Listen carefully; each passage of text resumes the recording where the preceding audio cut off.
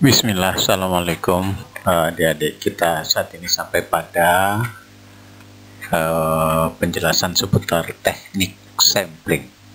Sampling itu kita lakukan karena keterbatasan kita untuk memberikan perlakuan terhadap populasi.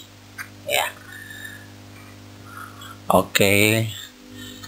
Apa itu teknik sampling? Ada beberapa macam, itu yang fokus ingin saya jelaskan pada kesempatan kali ini. Baik, secara garis besar teknik sampling itu ada dua kelompok. Yang pertama kita sebut dengan probabilitas sampling, yang kedua kita sebut dengan non probabilitas sampling. Jadi ada dua kelompok besar ya. Nanti masing-masing kelompok besar ini ada anggotanya. Apa itu Pak probabilitas sampling?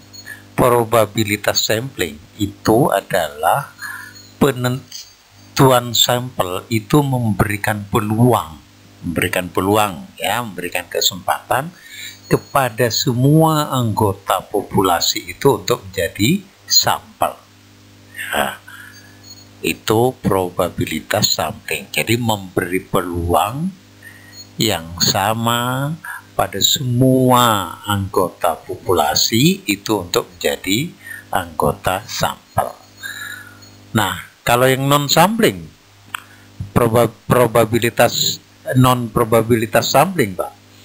Ya, kebalikannya. Kalau non probabilitas sampling itu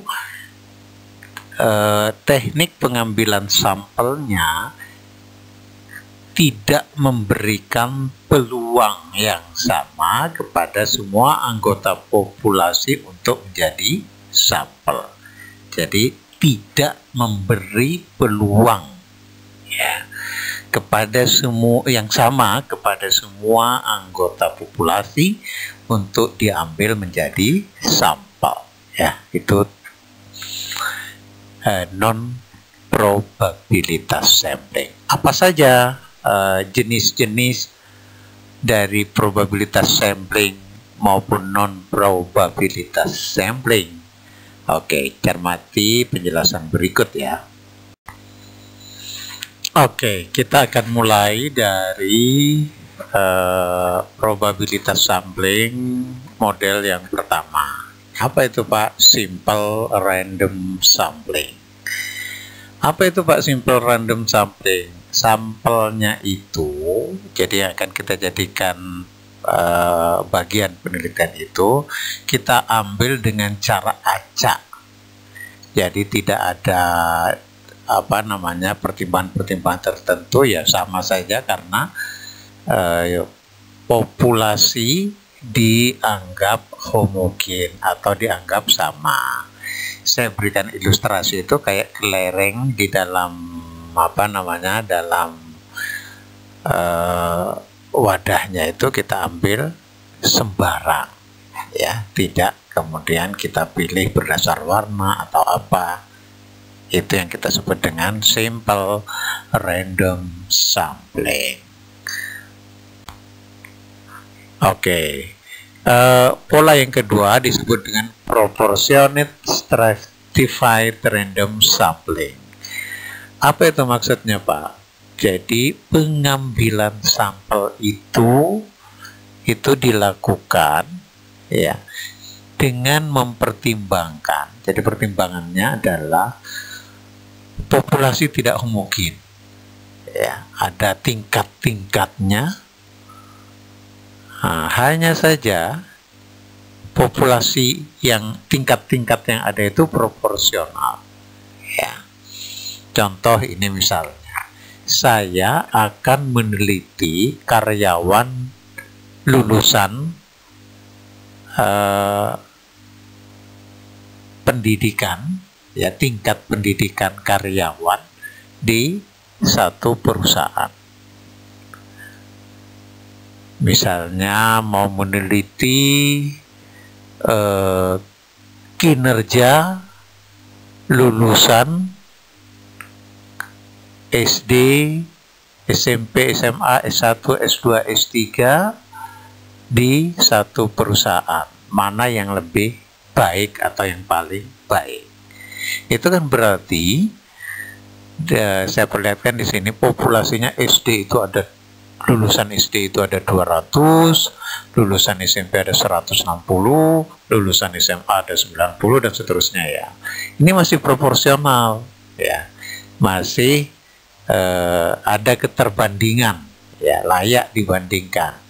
Maksudnya kalau saya bagi 10 saja semua, itu berarti lulusan SD ada 20. Kalau saya bagi 10 ya, SMP 16 dan seterusnya.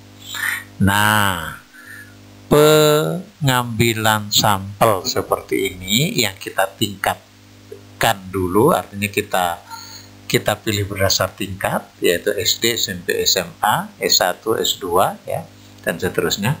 Setelah itu kita pilih secara proporsional. Nah, ini yang kita sebut dengan proportionate stratified random sampling. Yang ketiga, coba cermati, namanya disproportionate stratified random sampling. Itu ketika populasinya tidak homogen, kemudian populasi itu juga bertingkat dan tidak proporsional. Contoh sama seperti tadi ya, kita akan meneliti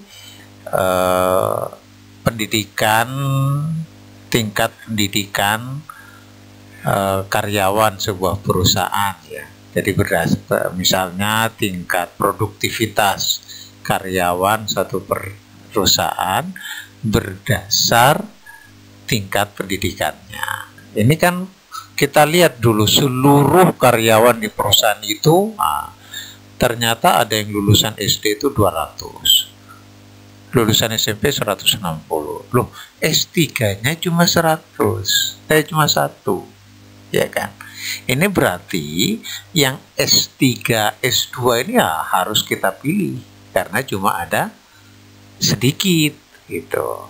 Jadi nggak proporsional pemilihan sampelnya. Oke ya, lihat. Kalau ini misalnya yang S3, coba lihat, S3 cuma 1. Loh, terus nggak dipilih oleh kita, itu kan berarti nanti nggak ada perwakilannya. Ya, oke ya. Jadi nggak proporsional ya penentuan sampelnya. Nah, ini sekarang terakhir di probabilitas sampling ini adalah cluster sampling. Lihat, kalau misalnya saya akan meneliti penduduk Indonesia, ini kan sangat luas ya. Nah, kita bisa menentukan berapa dulu jumlah provinsi yang mau kita jadikan sampling ya. Jadi misalnya 15 atau 10 provinsi ya. Nah, itu namanya kita cluster ya. Baru dari 10 provinsi itu ya, kita pilih secara sampling 10 provinsi, kemudian dari 10 provinsi itu kita pilih juga penduduknya secara sampling kalau kita mau meneliti penduduk Indonesia. Itu jadi karena pemilihannya itu terlalu luas, jadi kita pilih dulu berdasar daerah atau area atau cluster. Ini yang kemudian disebut dengan cluster sampling.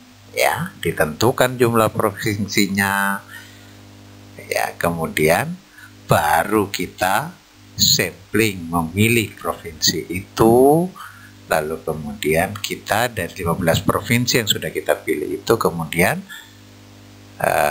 kita sampling, kita acak juga milih penduduknya.